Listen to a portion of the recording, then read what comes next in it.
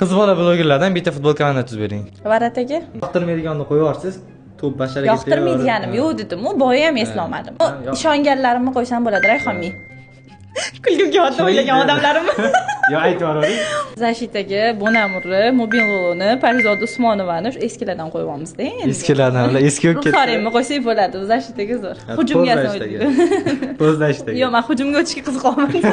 Shuncha bloger qanaqa taniyman? O'g'il bolalarni qo'yib yuborsangiz ham bo'ladi. Azimchik bor, Shohruz, keyin PUBG Shohruz, o'rtada Azimchik. PUBG Shohruz bilan. Endi hujumga yana 3 ta. Hujumga Salifar.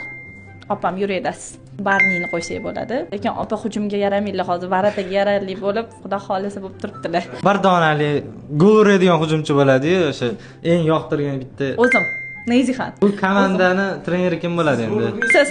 Ha, trener men bo'laman. Trener bo'lasiz. O'zi bir необычный komanda tuzildi menimcha.